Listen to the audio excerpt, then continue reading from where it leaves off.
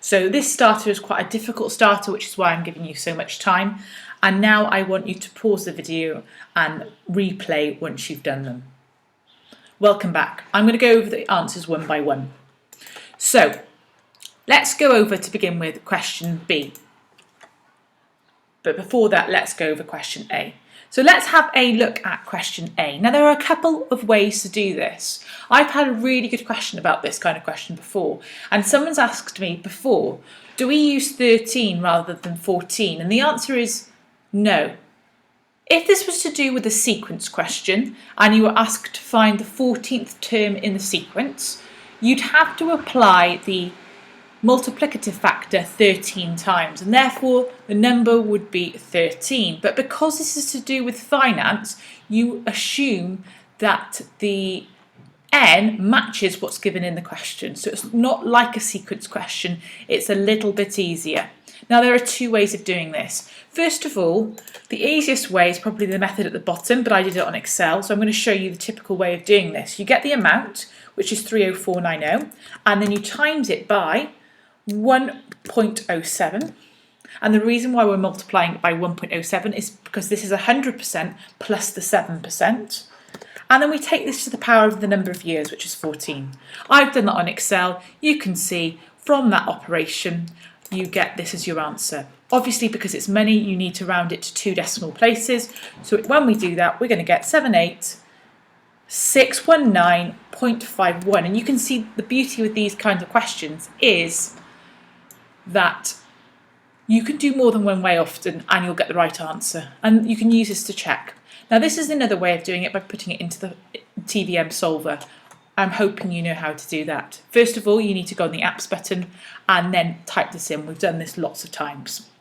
Now, because this is an interest question and you're not giving any money back or you're not receiving any money, it doesn't matter that they're different signs. The PV and the FV are always different signs. You just need to manipulate your answer so that is correct. So once you've typed all of this in your calculator, you would get this as your answer. The reason why this is quite straightforward in the TVM solver is because PYCY is 1, PMT is 0 because you're not paying anything back monthly, and we're simply just talking about an amount being increased by 7% each year for 14 years. So that is relatively straightforward. Now let's go on to B. B you had to think of a little bit more carefully, and the wording of B is not perfect. So the question is asking you that if you have an amount of 4598, that's given to you, but you don't actually get all of that amount, and the reason why is because you have to pay part of that amount back in the deposit. So we're going to say actually we only get this money into our bank because we've had to pay 2% of it back to the bank when we receive it. So the whole question then is about the 4506.04. So you can see here that in my TVM solver I'm using this amount, 4506.04, and this is the monetary amount we're dealing with. N, now N's interesting, it's 84, and the reason why is because this is over a 7-year period and we have got PY and CY to be 12. So 12 times 7 is 84. You can put that directly in the calculator. It will work it out for you. The interest rate was something we had to calculate, so that is our answer. The PV we've discussed. The PMT is the amount you have to pay back monthly.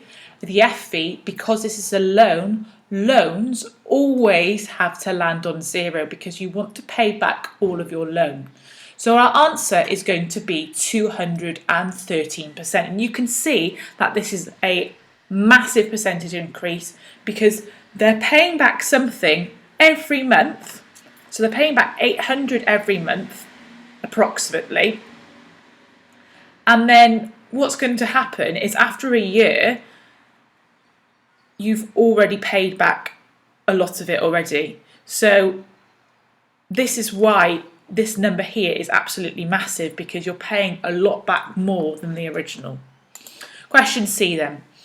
C, quite straightforward, minus 24. Again, D is 2. So let's look back at those questions. C, find the y-intercept. The y-intercept is always the number on its own. So it's always going to be just the number at the end, which is minus 24.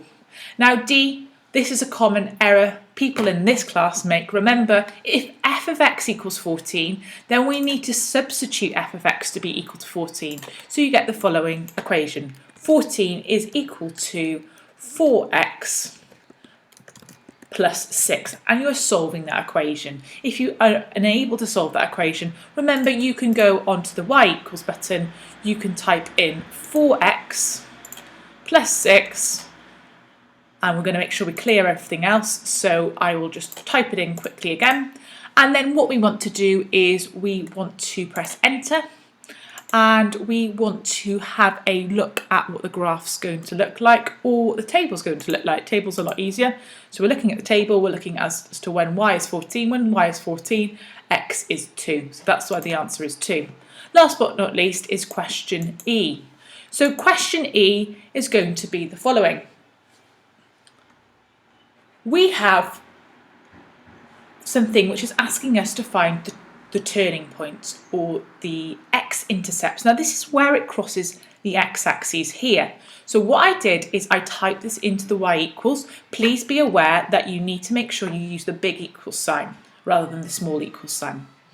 Then what I did is I then entered, and I wanted to calculate something. So I clicked on the calc button up here, and I put that here. In order to get to it, you need to press the second button first, the blue one, and then the calc one. You then need to press 0. So 0 is always representative of when y is equal to 0, and the x-intercepts are also called zeros. You then need to select your left and right bound, which we've practiced a lot in class. You need to go to the left of the curve, right of the curve, and then guess in the middle, and it will give you two solutions. Because this is not a particularly nice solution, you get the following, which means the graph crosses approximately at 0, and you can see that just by looking at it, and it also crosses the x-axis at 2.6655. You may have got a slightly different answer for this because I don't think I did it particularly precisely on my calculator online.